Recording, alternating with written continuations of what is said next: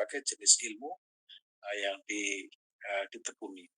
Kemudian Kiai Haji Muhammad Thalha Hasan itu datang kepada Kiai Idris Kamali. Ini di Puntat di Cirebon rumahnya, dan meninggal di sana, tapi belajarnya di Mekah lama. Ketika itu Kiai Thalha datang kepada Kiai, kami semua ingin belajar kitab Ihya Ulumuddin. Sebentar ya, saya tak istikharah terlebih dahulu meminta izin kepada penulisnya. Siapa? Penulisnya ya Imam Al-Ghazali itu. Ya, setelah beberapa lama, ya kira-kira beliau bercerita itu seminggu atau 2 minggu, murid-murid yang akan belajar dipanggil. Sini Thalha, saya barusan bermimpi, ya, saya bermimpi bertemu dengan Imam Al-Ghazali. Saya minta izin kepada beliau untuk mengajarkan kitabnya. Ternyata beliau berkenan dan mengizinkan saya untuk mengajar kalian. Cuma di antara kalian yang 10 orang itu, ada 3 orang yang tidak diperbolehkan belajar kitab Ihya Ulumuddin. Nah, saya kaget mendengar itu. Karena kaget, akhirnya saya tanya, kok bisa? Ya itulah ya, hubungan ulama dengan ulama itu ternyata ada hubungan yang tidak bisa diterjemahkan oleh panca indera kita, tapi di luar panca indera, yaitu hubungan batin. Oleh karena itu, saya walaupun tidak mendapatkan izin dari Imam Al-Ghazali karena memang belum bermimpi, tapi saya waktu saya di Mina kemarin itu bertemu dengan Gus Najib, putra dari Mama Emu. Beliau menganjurkan kitab ini, yaitu Mukhtasar Ihya Ulumuddin. Maka dari isyarah beliau waktu di Mina jam 12 setelah khatam, saya berpikir untuk membaca ini. Nah, tetapi saya pribadi itu harus membaca. Pertama membaca kitab aslinya, yang kedua itu membaca ringkasannya, dan juga membaca terjemahannya, dan juga membaca berbagai sumber yang terkait dengan kitab Ihya Ulumuddin, dan juga memfatihai guru-guru saya agar supaya apa yang saya sampaikan itu ya itu bukan murni dari saya, tetapi itu ada landasan filosofinya dari sumber yang asli. Dan tadi kita mengawali dengan baca Al-Fatihah, mudah-mudahan barokah dari Al-Fatihah, ilmu yang kita peroleh itu berkah, ilmu yang kita peroleh manfaat, dan ilmu yang kita peroleh betul-betul bisa membuat diri kita dekat dengan Tuhan yang Maha Kuasa, membuat makin cinta kepada Allah dan juga cinta kepada Rasulullah. Dan orang yang cinta itu bukan mengorbankan yang kita cintai, tapi kita bisa berkorban untuk orang yang kita cintai. Berkorban waktu dan tenaga, termasuk saya harus membaca pagi dan sore, siang dan malam, ya, mendengarkan, itu adalah bentuk dari keinginan saya untuk mendalami kitab ini, dan tujuannya yaitu cinta kepada Allah Subhanahu wa Ta'ala. Untuk itu kita sudah membaca surat Al-Fatihah, ya, mudah-mudahan kita mendapatkan kebaikannya. Dan sebelum kita mulai, saya ingin menampilkan beberapa materi tentang biografi beliau atau sekelumit tentang kitab Ihya Ulumuddin. Bisa ditampilkan.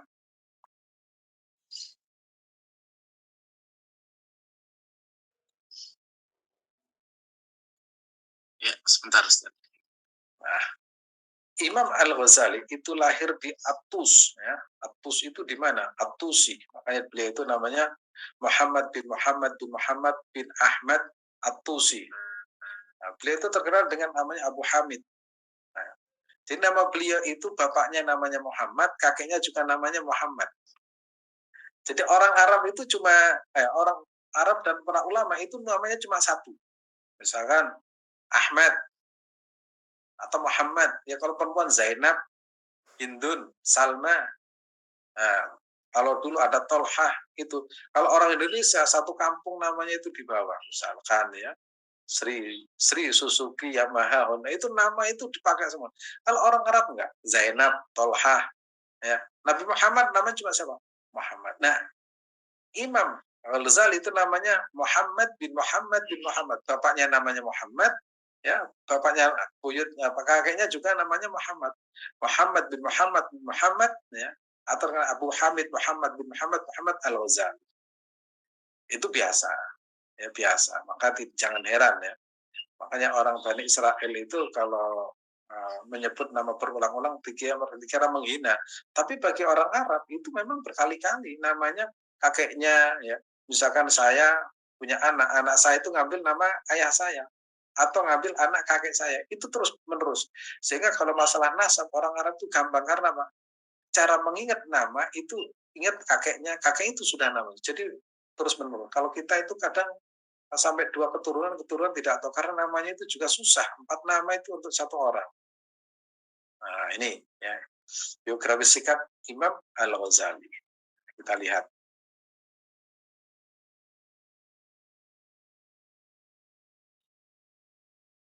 Tempat kelahiran di At-Tus. Ini mana? Muhammad bin Ahmad At-Tusi atau yang kerap disebut dengan panggilan Imam Al-Ghazali. Ada di dalam kitab Al-Dhahabi ya. Kemudian A'lamu An-Nubala. Kemudian ada lagi kitab ya, Tabaqat Asy-Syafi'iyah. Ini saya punya ini.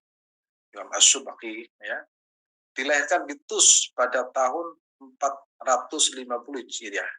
Ini ada kitab namanya Adz-Dzahabi. Nah, kitab ini ya, sebagian orang itu pasti punya. Oleh karena itu Imam Asy-Syafi'i itu madhabnya itu ulama-ulama terdahulu itu paling banyak itu madhabnya itu Syafi'i ya. Imam Asy-Syafi'i. Dan Imam Al-Ghazali At-Tusi, Tusi itu kalau nggak salah tempatnya itu di Iran. Di Iran. Saya dengan teman-teman kapan hari itu menggagas, ayo kita ke sana yuk. Nah, kemarin ada teman mengajak, ayo kita ke makamnya Imam Bukhari. Ya, Imam Bukhari itu daerah Uzbekistan. Kalau ini daerah At-Tusi. Konon ya, daerah ini paling banyak orang pintar, orang alim. Jadi kita tidak tahu ya, ada rahasia apa. Ada satu daerah itu top ya, ulamanya itu banyak. Kalau di daerah namanya daerah Demak, ada namanya daerah Dempet. Hampir satu kampung itu banyak hafal Quran. Kita nggak tahu. Padahal mereka pekerjaannya itu ngarit ya. Apa ngarit itu? Nyapit ya di sawah. Tapi hafal satu keluarga 6 orang itu yang hafal 4 orang. Itu biasa. Dan kita tidak tahu. Makanya ada salah satu kegiatan yang sering saya sampaikan. Kalau kita cinta terhadap ahli ilmu, dan juga cinta kepada para ulama, insya Allah kita dapat keberkahan. Anak kita nanti akan nurun menjadi ahli ilmu. Ada orang cinta sekali terhadap orang penghafal Quran, ya anaknya nanti akhirnya menjadi penghafal Quran. Makanya kita cintai yang baik-baik saja lah. Ya, itu termasuk Imam Al-Ghazali itu ayahnya juga demikian, pencinta ilmu. Tapi hidupnya itu melarat. Melaratnya bukan melarat, sangat melarat. Makanya Imam Al-Ghazali kalau ngajar itu dulu itu kalau ingat ayahnya nangis karena betapa melaratnya ayahnya. Tapi ayahnya itu punya cita-cita yang sangat tinggi bagaimana anaknya itu menjadi ahli fikih. Bahkan ada yang bercerita waktu masih bayi itu sering dititipkan orang. Masih bayi dititipkan orang. Bahkan pesan, tolong ya anak saya itu jangan sampai kemasukan makanan kecuali makanan yang masuk dalam perutnya itu saya tahu. Nah, tahu artinya tahu itu tahu proses pencariannya dan proses masaknya. Itu ada guru saya itu pernah cerita. Nah, itu dititipkan masih bayi, kemudian orang tuanya itu kerja dititipkan. Nah, namanya anak kecil nangis, begitu anak kecil nangis itu lantas diambilkan air susu. Nah, setelah diambilkan air susu, diam kan masih kecil. Kemudian ayahnya datang.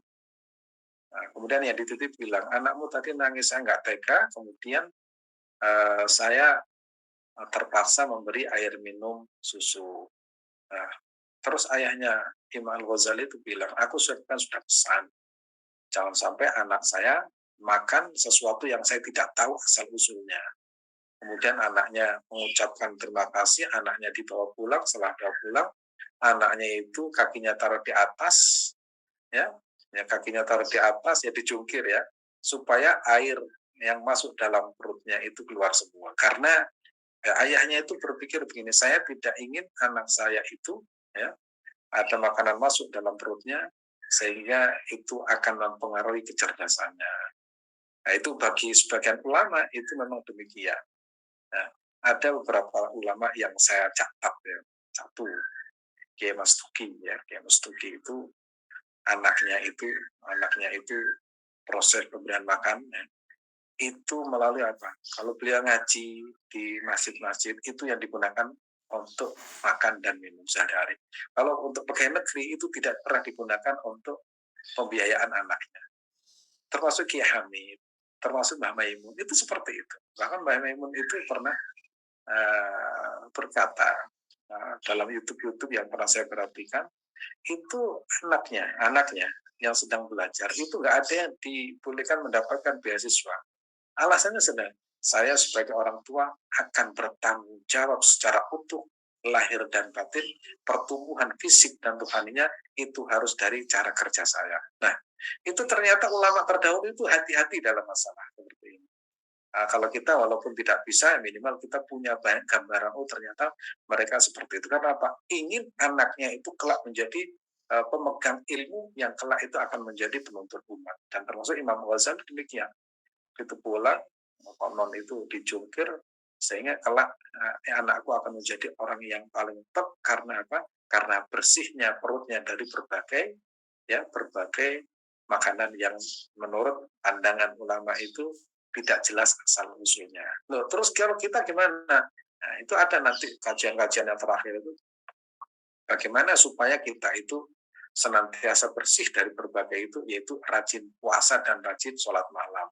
Sehingga kita diibaratkan air laut, di mana air laut itu walaupun banyak kotoran yang masuk di dalam air laut, tapi air laut itu tetap tidak berubah warnanya dan tidak berubah rasanya. Itu air laut itu. Sama dengan kita, tiap hari melihat ini, mendengarkan ini, mendengar nyinyiran ini, tapi pikiran kita tetap bersih, tetap enak di dalam beribadah, karena pikiran kita itu seperti lautan, apapun yang masuk dalam tubuh kita itu tidak merubah, ya, tidak merubah pikiran itu karena sudah seperti lautan. Nah, nanti ada kajian seperti itu. Ini hanya sekedar cerita bahwa orang terdahulu itu punya cara bagaimana anaknya itu menjadi orang top di masa-masa yang akan datang. Kalau kita belum terlambat, kita punya anak, punya cucu dan lain sebagainya, insya Allah kita desain anak itu ya, menjadi anak yang hebat, manfaat bagi umat dan juga tentu saja berbakti kepada orang tua. Kita lanjutkan. Nah, keluarganya ya, ayah beliau adalah seorang pengrajin kain suf terbuat dari domba dan menjualnya di kota Tus. Menjelang wafat, dia mewasiatkan pemeliharaan kedua anaknya kepada temannya dari kalangan orang-orang yang baik. Nah, ini punya teman ya, bapaknya Imam Ghazali itu orang miskin. Yang namanya orang miskin, teman-temannya itu ya orang-orang miskin semua. Sama kan, orang tukang becak ya temannya tukang becak. Petani ya temannya tukang petani. Walaupun miskin ya orang beriman. Pesannya kepada temannya begini. Dia berpesan, sungguh saya menyesal tidak belajar khat. Ya, khat itu cara menulis Arab yang baik, yaitu kaligrafi. Dan saya ingin memperbaiki apa yang telah saya alami pada kedua anak saya ini, maka saya mohon engkau mengajarinya dan harta yang saya tinggalkan boleh dihabiskan untuk keduanya. Ini loh pengorbanan orang tua itu seperti itu. Nggak apa-apa, habiskan uang saya untuk anak saya yang sedang belajar. Nah, ini apa ya? Ada orang itu cara berpikir seperti ini. Kalau terhadap ilmu, berapapun biaya itu akan dikeluarkan karena apa? Ilmu itu tidak ada batasnya. Ada yang seperti itu, termasuk ini. Hampir semua ulama seperti itu. Kamu belajar kemana saja, sampai dokter pun nggak apa-apa. Jual sawah, jual rumah nggak apa-apa. Yang penting ilmu itu nomor satu. Ada yang berbalik berpikirnya. Masa harus belajar sekian, harus menghabiskan uang sekian? Itu para ulama itu enggak. Makanya para pakar pendidikan itu untuk pendidikan itu berapapun harta yang dikeluarkan itu tidak ada artinya dibandingkan ilmu yang diperoleh. Misalkan kan sampai ada anaknya ingin hafal Quran, maka berapapun biaya akan dikeluarkan, harus memuliakan gurunya, enggak peduli karena apa? Tidak ada artinya harta dibandingkan dengan ilmu. Nanti kita akan bahas tentang ilmu seperti apa sampai orang itu berdarah-darah harus mendapatkan ilmu. Nah, engkau mengajarinya dan harta yang saya tinggalkan boleh dihabiskan. Setelah meninggal maka temannya tersebut mengajari kedua ilmu, ya, keduanya ilmu yang diinginkan hingga habislah harta ya peninggalan yang sedikit tersebut. Kemudian dia minta maaf dan tidak dapat melanjutkan wasiat orang tuanya dengan harta yang dimilikinya. Dia berkata, ini yang mengajarkan, ketahuilah ketahuilah oleh kalian berdua, saya telah membelanjakan untuk kalian dari harta kalian. Saya seorang fakir, miskin yang tidak memiliki harta, saya menganjurkan kalian berdua untuk masuk madrasah seolah-olah sebagai penuntut ilmu, sehingga memperoleh makanan yang dapat membantu kalian berdua. Ini trik ya, triknya Imam Al-Ghazali ya, dan saudaranya, itu anjuran dari gurunya gurunya mengajar. Kalau bahasa gini, kamu ya saya masukkan di rumah yatim piatu ya, karena saya sudah tidak bisa membiayai lagi. Agar supaya apa? Dapat makan gratis. Tapi tujuan masuk lembaga itu agar makan gratis. Betapa miskinnya Imam Al-Ghazali pada waktu itu, yatim dan miskin. Ya, kadang ada orang miskin tapi tidak yatim. Ada yang yatim tapi ini ditambah dengan miskin. Akhirnya masuklah ya. Lalu kemudian melaksanakan anjuran tersebut, inilah yang menjadi sebab kebahagiaan dan ketinggian mereka. Dan demikian diceritakan oleh Imam Ghazali, sehingga beliau berkata kami menuntut ilmu bukan karena Allah Ta'ala, akan tetapi ilmu enggan kecuali hanya karena Allah. Nah, bisa kita lanjutkan bahasa Arabnya. Saya ambil dari kitab Ihya jilid 1. Nah ini, talabna al-ilma li ghairillah fa'aba ayyakuna illa lillah. Katanya Imam Ghazali cerita, talabna kami menuntut ilmu bukan karena Allah. Itu tadi masuk lembaga pendidikan tujuannya mencari makan. Ternyata tidak berhasil karena tujuannya ya selain Allah. Fa'aba, ilmu itu menolak, ilmu itu nggak mau diduakan. Orang masuk pesantren, ya, itu di kitab yang lain Imam Ghazali itu menyatakan kalau kita menuntut ilmu harus karena Allah. Jangan sampai kita menuntut ilmu nanti biar dikatakan orang alim, ya kalau sudah alim orang itu berpaling kepada kita semua, itu bahaya. Atau ingin menjadi orang tenar, itu juga bahaya. Atau supaya kita dikatakan hebat di antara orang-orang bodoh. Kalau kita berpikir seperti itu, nanti tidak akan mendapat bau surga. Karena apa? Ilmu itu sudah berubah menjadi materi. Maka beliau itu karena kondisinya miskin tadi itu, talabna al-ilma li ghairillahi fa'aba ayyakuna illa lillah. Maka kiai-kiai kita, guru-guru kita, kalau mengajari anak kita, anaknya itu belajar ilmu, kamu harus menuntut ilmu karena Allah. Jangan kamu itu bikin terkenal, jangan sampai itu Anda itu ingin mendapatkan bayaran. Dan itu yang diajarkan oleh orang tua saya. Waktu saya masih SMP dulu itu. Orang tua saya bilang begini, kamu harus belajar niatnya menghilangkan kebodohan. Kamu jangan sampai belajar ingin mendapatkan status sosial. Kamu jangan sampai belajar karena ingin mendapatkan istri cantik. Kamu jangan sampai belajar kemudian ingin mendapatkan jabatan. Kamu jangan sampai belajar kemudian ingin dihormati. Kamu ingin belajar menjadi orang yang top berilmu. Jangan tinggalkan itu semua. Dan itu pesan ayah saya waktu itu. Waktu itu saya masih kecil, masih SMP. Kok bisa? Iya, nanti kalau kamu bisa merubah itu semua, membersihkan itu semua, nanti Allah akan menatamu sendiri. Gak usah minta, Allah akan menatamu. Kamu akan terkenal sendiri, istrimu akan cantik, ya keluargamu itu akan bahagia. Karena apa? Ketika ilmu itu diambil dengan cara yang baik, maka ilmu akan seperti cahaya. Kalau sudah bercahaya, maka semua akan datang mendekati cahaya itu. Itu baru saya rasakan setelah saya kuliah S1, S2, S3. Berarti ayah saya dulu itu walaupun nggak sekolah tapi sudah menyampaikan apa yang disampaikan oleh Imam Ghazali walaupun dengan bahasa dirinya sendiri. Maka di sini talabna al-ilma li ghairillah fa'aba ayyakuna illa. Jadi ilmu itu nggak mau diduakan. Sudah nggak mau. Nggak mau. Saya dulu waktu belajar itu belajar kerja. Pak, saya mau kerja. Mau kerja apa? Mau kerja ini. Jangan bekerja. Nanti kalau bekerja kamu dapat uang, kamu kalau sudah tahu manisnya uang, kamu akan meninggalkan belajar. Itu saya ingat betul. Kalau kamu tahu manisnya ilmu, manisnya belajar, duit, kamu akan meninggalkan. Itu sering diulang-ulang ya. Jangan bekerja. Ya namanya anak nggak punya duit ya gimana. Tapi ya semuanya bisa dilalui dengan baik. Dan nanti kita akan tahu bahwa tingginya ilmu itu seperti apa ketika masuk pada bab tentang ilmu. Nah ini, talabna al-ilma li ghairillah fa'aba ayyakuna illa lillah. Ya, latar belakangnya karena hidupnya miskin, masuk lembaga pendidikan agar mendapatkan makan, ternyata tidak mendapatkan ilmu. Ternyata ilmu itu menolak kalau diduakan. Dan akhirnya kembali karena Allah Subhanahu wa taala. Terus lanjut. Gurunya Imam Al-Ghazali itu Syekh Ahmad bin Muhammad Ar-Razakani dari kota Tus. Nah, itu guru pertama. Kemudian Imam Abu Nasr Al-Ismaili, kemudian Imam Al-Haramain Al-Juwaini, ini ulama top semua ini. Nah, ini. Terus kita lanjutkan. Nah, ini yang menarik itu saya baca di jilid 1 ya. Imam Al-Ghazali itu ngaji kepada penjudi. Ya, ini saya buat judul yang menarik. Jadi ceritanya Imam Al-Ghazali itu setelah belajar kepada gurunya, kepada siapa namanya tadi itu, kepada sang guru di daerahnya di Atus sana, yaitu Syekh Ahmad bin Muhammad Razakani.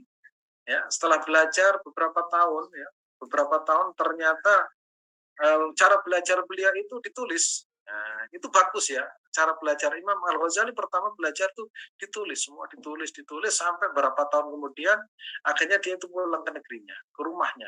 Begitu di perjalanan ada perampok. Perampok itu memaksa Imam Al-Ghazali untuk memberikan segala apa yang dimilikinya, segala apa yang dibawanya. Setelah diambil dengan paksa, maka Imam Ghazali itu bersedih. Kesedihannya itu apa? Kamu jangan mengambil itu adalah hasil saya belajar bertahun-tahun. Kalau sampai engkau ambil, maka aku tidak punya lagi catatan itu. Nah, ternyata perampoknya cerdas. Nah, itu kesalahan.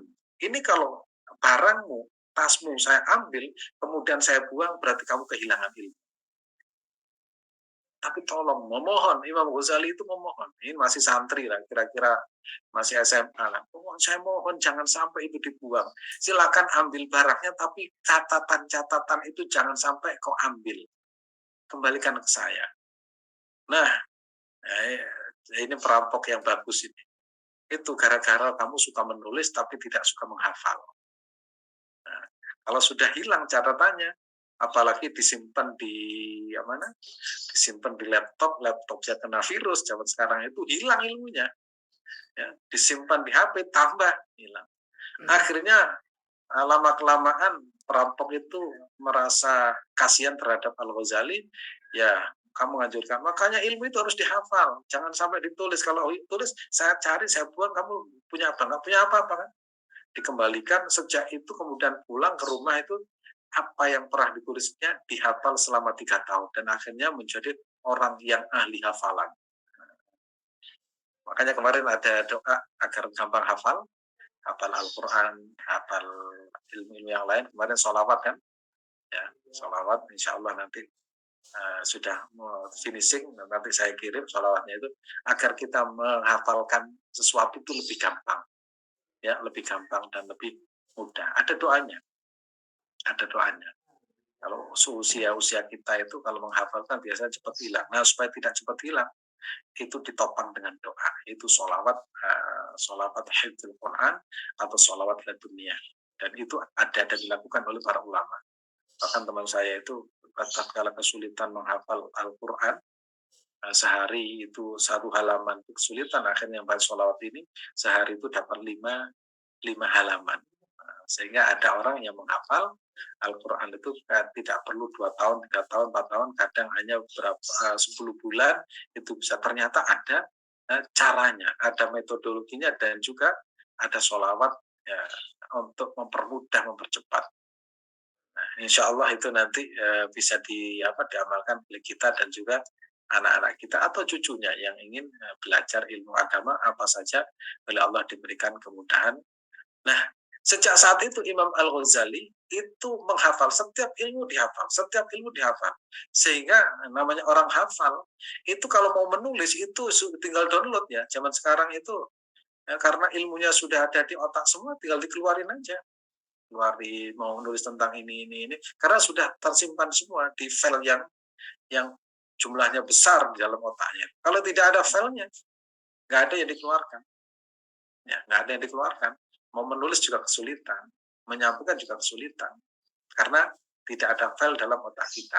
Kalau banyak membaca, banyak mendengar, banyak belajar, insya Allah nanti itu filenya banyak, begitu yang keluar, itu gampang.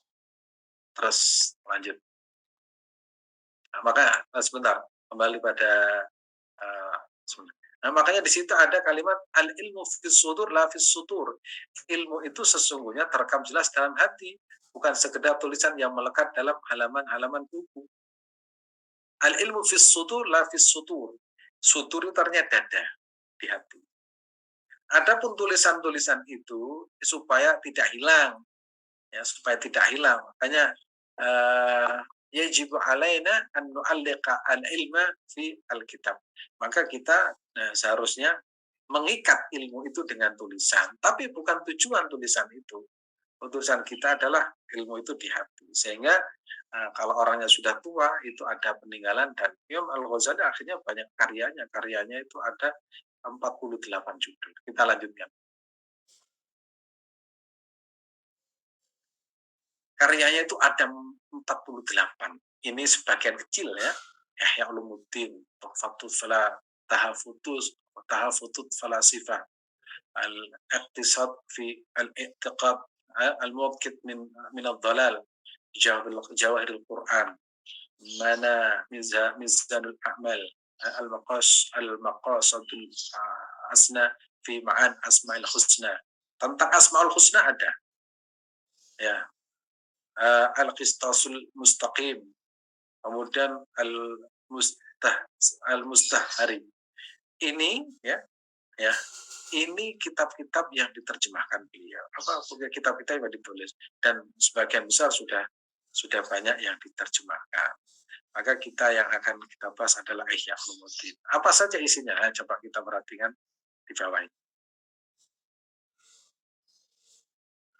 Mengenal Ihya Ulumuddin, kitab yang menjelaskan seputar pentingnya akhlak kepada sama, terkhusus kepada zat yang menciptakan kita. Kita ini membahas persoalan-persoalan duniawi dan ukhrawi secara lengkap.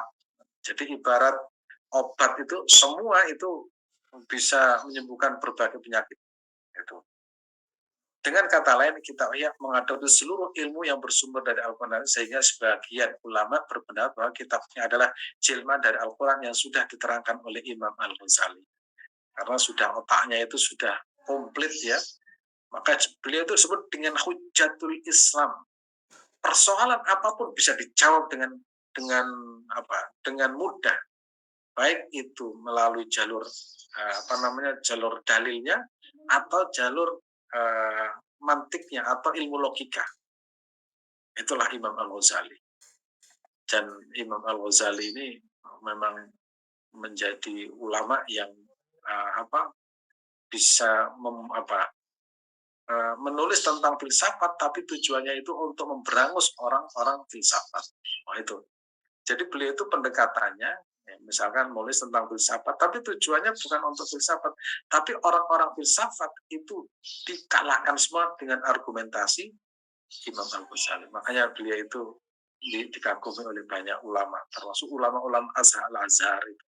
Dan hampir semua ulama dunia khususnya di Indonesia, Mesir, Maroko, Tunis, Asyam, Yaman, Turki, itu semuanya itu tidak akan lepas dari kitab Ihya Ulumuddin. Terus lanjut. Garis besar kandungan Ihya. Garis besarnya itu ada fikih. Nah, nanti fikih itu ada berapa bab? Ada berapa puluh-puluh. Terus yang kedua tentang etika. Baru kemudian penyakit hati. Nah, penyakit hati ini nanti ada kaitannya dengan kitab Al-Hikam. Etika juga tentang babul adab juga sama.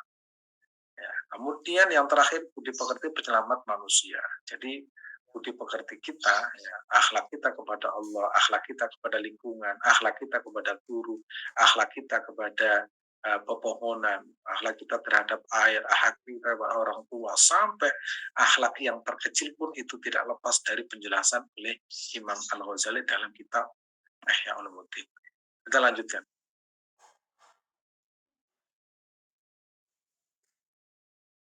Nah, fikihnya itu meliputi tentang ini tentang kitabul ilmi. Ada bab tentang yang namanya babul ilmi atau fil ilmi, ay faslun fi fadli ilmi wa ta'lim wa ta'allum.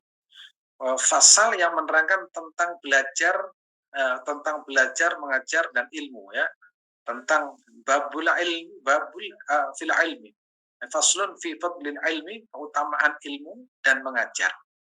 Ya, mengajar serta belajar. Itu tentang kitab tentang ilmu, ya, kitab tentang qawaidil aqaid, dasar-dasar akidah, kitab tentang asrutut thaharah, rahasia bersuci, kitab tentang asrul salat, rahasia salat.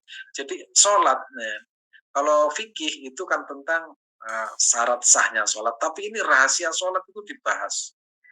Apa sih rahasianya salat itu? Kemudian rahasia zakat, rahasia haji, rahasia siam, puasa, ya. Kemudian kitab tentang etika terhadap membaca Al-Quran, zikir, kemudian tentang doa, ya. Kemudian tentang menertibkan, ya, istiqomah membaca wirid pada waktu-waktu tertentu, itu dijelaskan semua. Sehingga ini lebih banyak, ya, bahasanya, karena memang beliau itu bukan hanya penulis tapi pelaku, dan bukan hanya pelaku, beliau itu mengajar, kemudian melakukan, dan juga beliau itu melakukan namanya eksperimen, percobaan, penelitian, eksperimen, dan itu pada hidupnya akhirnya melahirkan sosok Imam Al-Ghazali yang mujtahid, ya, hujatul Islam, dan juga beliau itu zahid, orang zuhud, wara, dan berbagai gelar dimiliki karena secara ilmu mapan, kemudian secara pribadi juga mapan, dan beliau itu termasuk orang-orang yang betul-betul dikagumi para ulama. Dan insya Allah kita akan membahas tentang topik-topik yang sudah ada pada pertemuan-pertemuan berikutnya. Nanti ini saya akan membahas tentang ilmu sedikit, ya.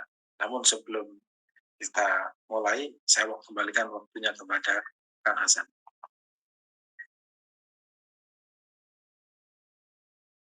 Baik, San. Ya, Bapak Ibu bisa dilihat, ya, perbedaan antara Al-Hikam dengan kitab Ihya Ulumuddin. Kalau kita melihat ruang lingkupnya gitu, apa yang dibahas, ada juga tadi tentang fikih, tentang, ya, ada selain tazkiyatun nafs. Kalau kita melihat ini, ya Bapak Ibu, garis besar dari kandungan Ihya Ulumuddin adalah ada fikihnya, ada tentang etika mungkin lebih kepada adab, ya, dan juga ada tazkiyatun nafs, gitu ya, tazkiyatun nafs adalah bagaimana mensucikan hati kita. Nah, ini mungkin yang menjadi keunikan, ya, setiap penulis, setiap kitab memiliki keunikan masing-masing. Kalau di kitab Al-Hikam mungkin rata-rata secara garis besar itu tidak ada muatan fikihnya, lebih kepada bagaimana mensucikan hati dan mengenal Allah dengan pendekatan yang disampaikan oleh Ibnu Athaillah. Ya, begitu ya Bapak Ibu. Jadi silakan bagi ada yang ini masih ada slide kah Ustaz? Enggak, saya akan membahas sedikit ini tentang Fadlul Ilmi. Baru minggu depan kita akan memulai materi yang pertama. Baik, ini hanya mengenalkan, karena kalau tidak kenal nanti apa ini siapa. Makanya kita kenalkan terlebih dahulu siapa dan seperti apa supaya tambah cinta kepada ilmu, ya. Tambah cinta kepada ilmu. Baik, kalau begitu dilanjut Ustaz, ya. Silakan. Oke, saya lanjutkan. Kalau kita membahas kitab Al-Hikam itu alhamdulillah sudah hatam. Berarti bukan hatam, berarti sudah selesai ya. Kalau ulama terdahulu itu kalau baca itu hatam, setahun baca lagi. Biasanya gini, pagi baca ini, sore baca ini, hatam diulangi lagi. Terus seperti itu sampai kapan? Nggak ada batasannya, nggak ada batasannya. Nah, ini kalau Bapak Ibu mau ngaji Al-Hitam besok ya, besok itu mulai pada yang kedua atau ketiga, itu bisa ada sinergi. Nanti akan ketemu itu seperti apa, pembahasannya itu akan seperti apa, dan bagaimana terus kita itu nanti posisinya seperti apa, cara mengatur ritme fisik dan hati di dalam beribadah kepada Allah, di dalam menuntut ilmu, di dalam berperilaku sama manusia, perilaku terhadap lingkungan, perilaku terhadap makhluk-makhluk Allah, itu akan ketemu nanti. Akan ketemu hakikat sesungguhnya itu dalam perilaku hidup kita itu seperti apa. Dan itu semua tidak lepas dari apa yang diajarkan oleh baginda Rasulullah Shallallahu Alaihi Wasallam. Nah, bab yang pertama yaitu fil ilmi, nah, yaitu faslun fi fadlil ilmi wat ta'lim wat ta'allum. Ya, fasal yang menerangkan tentang ilmu, ta'lim, belajar dan mengajar dan belajar. Yaitu ilmu dan belajar. Tentu saja belajar ilmu. I'lam, nah, di sini menggunakan i'lam, ketahuilah. Ketahuilah artinya apa? Kita itu harus belajar. Karena kita itu dari tidak tahu menjadi tahu. Itu karena belajar. Jadi ilmu itu menurut Imam Ghazali harus belajar. Baru kemudian belajar itu ya sebagai kunci untuk mengetahui. Apa yang untuk mengetahui ya? Tentu saja kita itu harus membaca bil qiraah. Nah, bil qiraah apa yang dibaca? Tentu saja sumber aslinya yaitu Al-Quran dan hadis Nabi Muhammad Shallallahu Alaihi Wasallam. Nah, Imam Al-Ghazali ternyata i'lam anna fadilatal ilmi syawahidu fil Qur'ani katsira. Sesungguhnya keutamaan ilmu dan landasan-landasan belajar, landasan-landasan ilmu di dalam Al-Quran itu begitu banyak. Nah, salah satunya faminha qaulu ta'ala, salah satunya yaitu yarfa'illahu alladhina amanu minkum walladhina utul ilma darajat. Salah satunya ya, salah satu ayat yang menerangkan tentang fadilah ilmu itu yaitu yarfa', niscaya Allah Subhanahu wa taala akan meninggikan derajat orang-orang yang beriman di antara kalian, ya, yaitu orang yang diberikan ilmu pengetahuan, ya, dan ilmu pengetahuan itu yang kemudian akhirnya mengangkat derajat manusia lebih mulia. Yarfa itu artinya mulia, tinggi. Jadi ternyata orang itu ilmunya, ya, orang itu ilmunya bisa mengangkat derajatnya lebih mulia di sisi Allah Subhanahu wa taala. Bahkan dalam kitab yang lain diterangkan, ilmu itu dari huruf ain lam mim. Ain itu aliyin, iliyin itu kalau orang berilmu itu derajatnya mulia. Kemudian lam itu artinya latif, lembut. Kemudian mim itu artinya malakut. Artinya orang yang berilmu itu punya 3 sifat. Sifat pertama itu derajatnya mulia di sisi Allah dan juga di sisi manusia. Yang kedua, dia itu punya sifat lembut, bijaksana, tidak gegabah, tidak sembrono di dalam mengambil sebuah keputusan. Keputusan apa saja. Yang ketiga, dia itu punya kekuasaan. Jadi hampir yang menguasai alam semesta ini adalah orang yang berilmu. Ilmu apa saja, baik ilmu agama, apalagi ilmu politik ya. Saya kapan hari ada orang yang datang ke rumah saya itu ternyata ahli geologi. Dan dia tuh bilang, saya termasuk dikatakan oleh guru saya orang yang menguasai bumi. Karena dia itu tahu sumber gas alam yang terbesar di Indonesia di mana itu tahu. Kamu ini yang menguasai bumi. Karena gas alam dimanapun dia itu tahu. Iya, karena waktu kuliah di UGM cuma 9 orang atau 19 orang dan saya termasuk di dalamnya. Kemudian dikontrak di Qatar, kemudian dikontrak di Dubai. Loh, itu ternyata itu karena ilmu. Ya. Ain lam mim. Maka Landasan yarfa'illahu alladziina aamanu minkum walladzina utul ilma darajat. Kemudian qala Ibnu Abbas radhiyallahu anhu lil ulama darajat fawqal mu'minin. Ya, bagi seorang ulama, ulama itu punya derajat yang sangat tinggi di antara di atas orang-orang mukmin. Orang mukmin biasa, ya biasa, tapi orang mukmin yang berilmu itu luar biasa. Misalkan ada orang yang tidak berilmu, itu biasa. Tapi orang yang berilmu itu baru luar biasa. Sehingga ada guyonan begini. Ada setan, ya iblis lah. Iblis itu mau menggoda orang yang sedang sholat di masjid, tetapi sungkan dengan orang yang sedang tidur. Ditanya, ya, orang yang menggoda, kenapa kamu kok sungkan mau menggoda orang yang sholat, sungkannya kepada orang yang sedang tidur di masjid? Kamu tahu nggak? Orang yang sedang sholat itu tanpa landasan ilmu yang mapan, sementara orang yang tidur itu landasannya adalah ilmu. Apa ilmunya tidur? Orang yang punya ilmu tidur saja harus mempersiapkan satu, harus bersuci, bersucinya seperti mau wudhu, kemudian berdoa. Doanya itu lebih banyak dari doanya setelah sholat.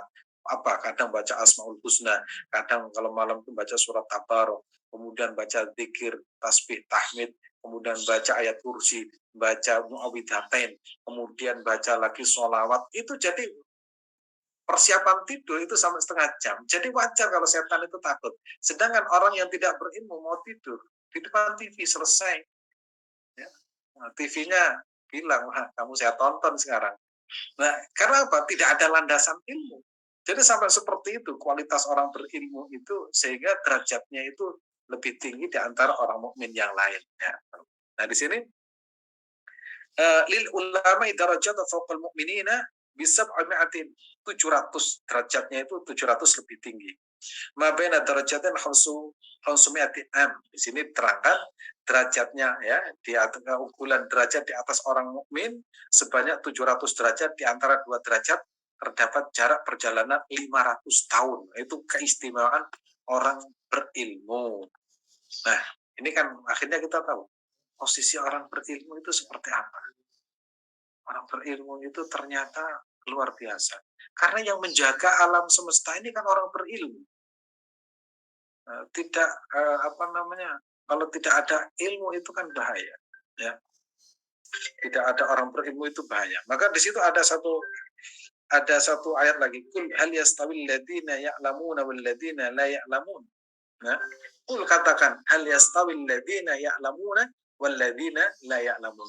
Katakan wahai Muhammad, apakah sama orang-orang yang mengetahui dengan orang-orang yang tidak mengetahui? Ya tentu nggak sama. Orang berilmu dengan orang yang tidak berilmu ya tentu beda.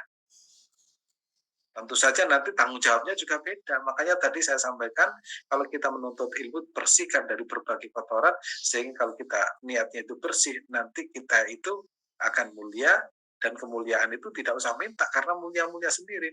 Sehingga orang punya ilmu itu tidak tidak dikonversikan dengan materi.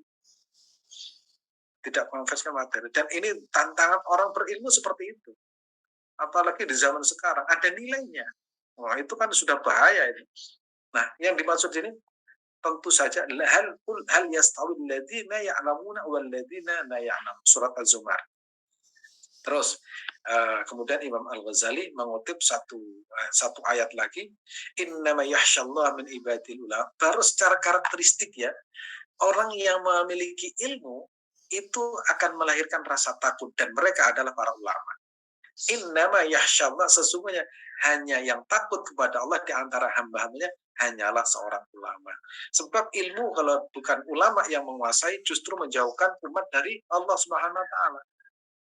Tapi kalau ilmu di tangan ulama itu akan mendekatkan diri kepada Allah. Ilmu di tangan orang-orang yang tidak punya rasa takut itu akan melahirkan uang. Nah, bukan berarti misalkan kita kontribusi membayar sekian, bukan berarti itu. Saya sama sekali berusaha melawan diri saya sendiri. Kalau saya mengajar itu tidak pernah berpikir masalah materi hingga sekarang. Ya, kalau saya mencari itu mungkin mencari cara lain, karena apa? Ya khawatirnya tidak mendapat bau surga. Kalau semua dan itu dilakukan oleh ulama-ulama terdahulu seperti itu. Apakah tidak kekurangan rezeki itu? Tidak. Imam Ali bin Abi Thalib, beliau mengatakan ar-rizqu rizqan. Rezeki itu ada dua, rezeki yang kita cari dan rezeki yang datang kepada kita. Nah, makanya kalau sudah mapan secara ilmu, insya Allah mereka itu kalau mengajar itu nggak mencari duit, karena sesungguhnya rezeki itu tidak akan tertukar. Ya, rezeki itu tidak akan tertukar pagi hari sampai sore. Kalau rezekinya banyak sudah ada saja, dari mana Allah berikan kita tidak pernah berpikir.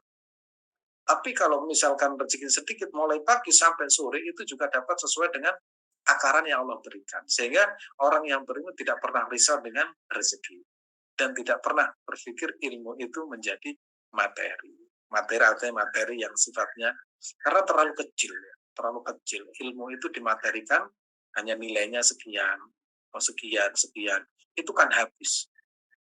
Kita misalkan mau dapat pahala apa, nanti di hadapan Allah Subhanahu Wa Taala, kamu sudah dibayar sekian, kamu masih minta kepada Allah Subhanahu Wa Taala. Maka kemudian kalau orang sudah berilmu, insya Allah derajatnya tinggi, mulia, tanpa mencari pun nanti Allah akan berikan rezeki min haitsul la yahtasib. Maka ada ayat yang menjelaskan begini. Wa may yattaqillah yaj'al lahu makhraja. Siapa yang bertakwa kepada Allah, pasti Allah akan memberikan jalan keluar. Jadi yang mempunyai rasa takut kepada Allah itu hanya para ulama. Nah, kalau kita bercerita tentang ulama, itu diterangkan dalam ayat lain. Kalau kita itu menemui seorang ulama, itu hendaknya itu memuliakan. Entah nanti bagaimana cara memuliakan.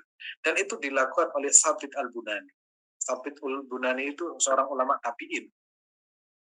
Dia pernah bertemu dengan seorang sahabat namanya Anas bin Malik. Waktu itu Anas bin Malik itu usianya sudah di atas 100 tahun ya. Pokoknya sangat tua sekali. Begitu tua, jenggotnya putih, bungkuk ya. Jalan, kemudian Sabit Al-Bunani datang, kemudian mencium tangannya, lantas berkata, kamu tahu nggak, tangan beliau itu pernah bersentuhan dengan tangan Nabi Muhammad Sallallahu Alaihi Wasallam. Sehingga dalam kitab yang ditulis Imam Nawawi Al-Bantani, itu jadi kalau kita ketemu ulama ya, itu kalau bisa cium tangan karena apa? Tangannya itu pernah bersentuhan dengan gurunya sampai pada Nabi Muhammad Sallallahu Alaihi Wasallam. Gak kebayang kita mencium tangan Nabi Muhammad Sallallahu Alaihi Wasallam. Gak kebayang. Ada seorang ulama itu saya perhatikan. Ada bilang begini. Seandainya Rasulullah ada, kamu akan apa? Saya akan bersembunyi. Kenapa? Mata saya tidak pantas melihat wajah Nabi Muhammad Sallallahu Alaihi Wasallam. Ada yang ulama berkata itu. Tapi ada juga, kalau ada Rasulullah, saya akan rangkul. Jadi setiap orang itu cara menyikapi itu pasti beda. Kalau saya atau mungkin Bapak itu bagaimana misalkan ketemu Nabi, mungkin saya akan tersembunyi.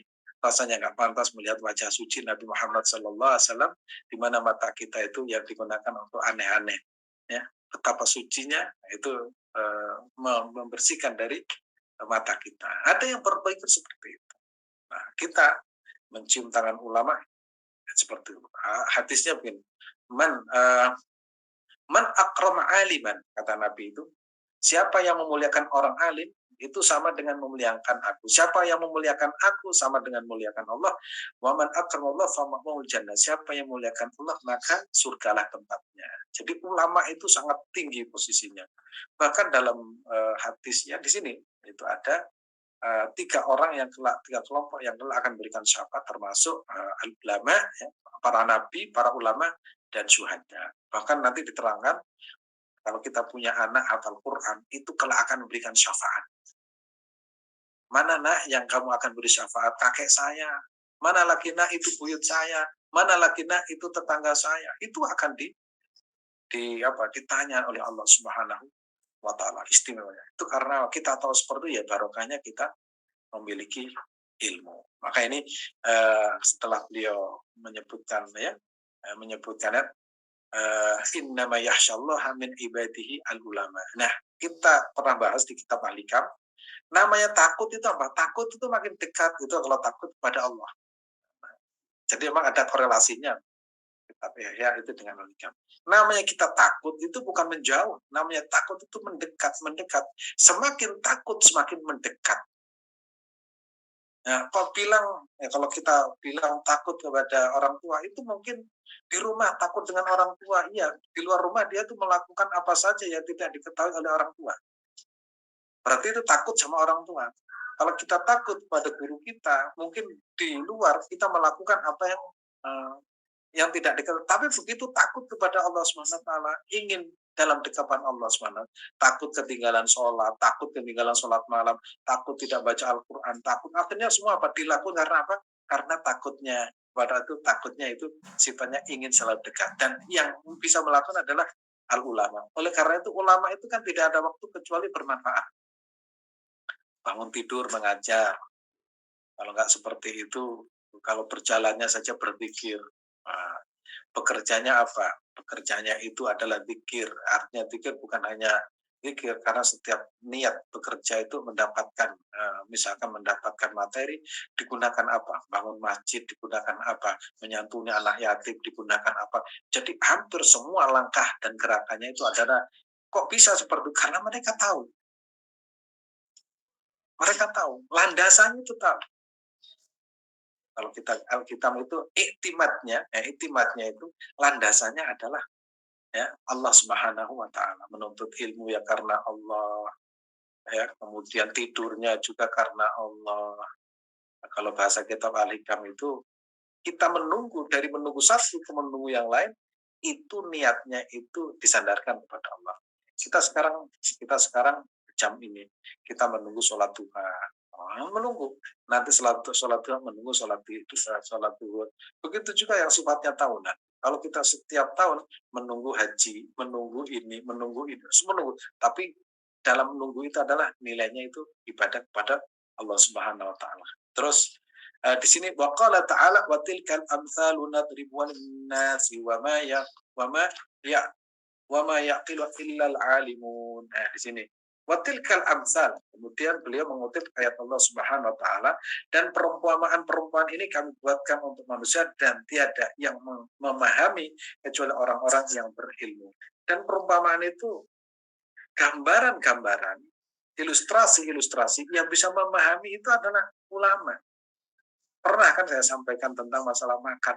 Makan itu bagi seorang ulama itu pendekatan menjadi seorang kekasih Allah.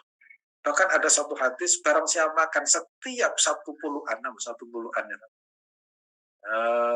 satu sendok lah, itu begitu melihat makanan masuk dalam tubuh kita itu yahmadullah, memuji Allah Subhanahu wa taala. Begitu kan, alhamdulillah Allah kau berikan aku bisa makan. Begitu lagi, itu bisa menjadi kekasih Allah Subhanahu. Karena apa? Kita bisa tahu itu karena ilmu. Coba kalau nggak tahu, makannya sudah makan saja. Kenyang, setelah kenyang ngopi, ya, ngerokok, tidur, bangun lagi, begitu lagi. Jadi ritmenya tidak ada nilai ibadah. Karena memang tidak tahu. Kalau sudah tahu, begitu menghadapi makanan yang nikmat, alhamdulillah. Kok karena akan aku makanan yang nikmat, hanya dengan makan ini aku bisa mengetahui apa engkau zat yang memberikan nikmat. Nah, kalau tidak ada makanan juga seperti itu, ya, juga sama. Ternyata engkau berpuasa sampai makanan yang ada di tangan saya tinggal makan, kau tidak mengizinkan, akhirnya jatuh. Itu kalau bukan engkau, itu pasti tidak bisa terjadi seperti ini. Akhirnya cara pandang seperti apa? Cara pandang ulama. Nah, ini watilkal amsalu nadribul nasi wa ma yaqilu wa illal amilu. Itu orang-orang yang berilmu yang bisa memahami seperti itu. Kalau nggak berilmu, ya nggak. Menuntut ilmu saja itu nanti saya dapat apa? Ini gitu kadang. Kadang dapat undangan pengajian itu nanti saya dapat apa? Mau sampai ya, urusan sampai Tuhan itu dijual untuk kepentingan pribadi. Kadang kan seperti itu. Nanti kita akan mendapatkan ini. Enggak. Karena Tuhan kita jual untuk kepentingan pribadi. Wah. Tapi kalau ngerti, enggak. Saya melakukan ini ya atas kehendak Allah. Saya bisa makan kehendak Allah, bisa tidur kehendak Allah, bisa mendapatkan ilmu, bisa juga kehendak Allah, bisa haji juga kehendak Allah. Semuanya akhirnya, nah, orang yang bisa mikir begitu itu adalah orang yang berilmu. Makanya derajatnya orang berilmu itu sangat tinggi. Nah, Nah juga, nah ini posisi orang yang berilmu menjadi ulama. Al ulama warasatul anbiya. Ulama itu adalah pewaris Nabi. Bayangkan, Nabi itu tidak meninggalkan rumah, Nabi itu tidak meninggalkan gedung. Ya kalau kita tahu rumahnya Nabi itu kecil. Hasan Al Basri pernah berkata, ketika aku masuk rumah Nabi Muhammad SAW, ketika masih muda, rumah Nabi itu katanya, tangan saya itu apa namanya? Atapnya itu bisa saya gayung dengan tangan saya. Betapa kecilnya Nabi Muhammad SAW rumahnya. Bahkan di dalam Sirah Nabawiyah itu gelasnya Nabi itu ada beberapa, satu, dan itu ceritakan katanya Aisyah, saya itu kalau minum ya, satu gelas gantian. Jadi Nabi itu minum gantian. Dan katanya Aisyah, saya itu kalau minum bekas bibirnya Nabi itu saya gunakan. Jangan mengikuti kajian feminisme, gelasnya sendiri ya, kemudian piringnya sendiri. Saya nggak mau campur dengan istri saya. Kalau nanti nggak diajari bagaimana Aisyah itu piringnya cuma beberapa, kemudian gelasnya. Begitu minum tempat yang digunakan oleh Rasulullah SAW, Aisyah mengambil.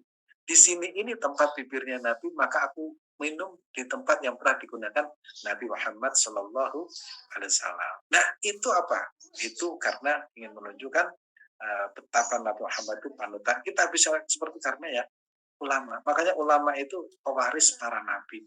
Nabi mewariskan kepada sahabat. Sahabat mewariskan kepada tabi'in, salafus soleh, kemudian para ulama hingga kepada kita ini. Nah, tanpa ulama kita tidak bisa. Sehingga mau tidak mau kita harus melalui jalur ulama. Nggak bisa kita langsung kepada Nabi. Loh, kita tahu Nabi kan dari ulama. Kita langsung kepada Al-Quran. Kita tahu Al-Quran dari ulama. Ulama itu yang menerangkan. Bukan hanya menerangkan, ulama itu menjadi contoh.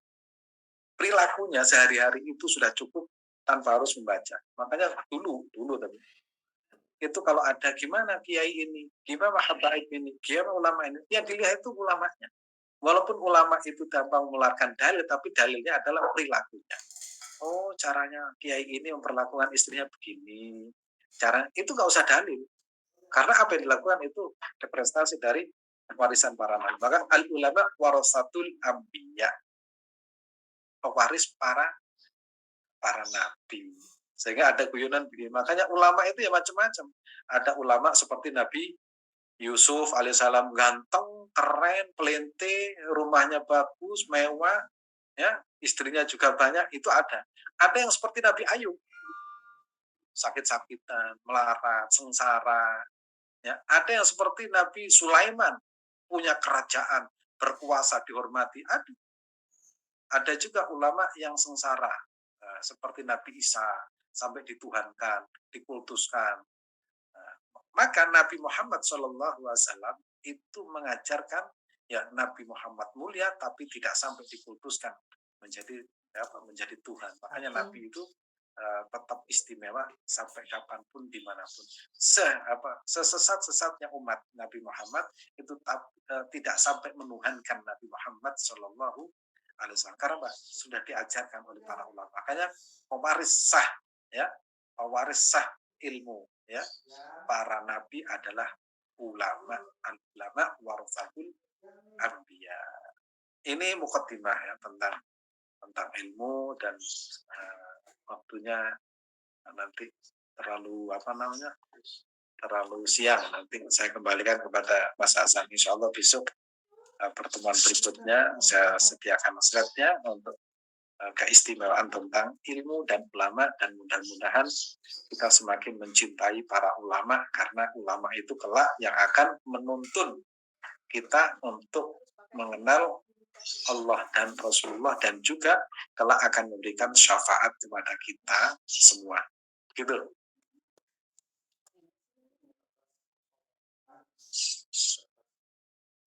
Ya, baik. Terima kasih Ustadz, Barakallah, Bapak Ibu.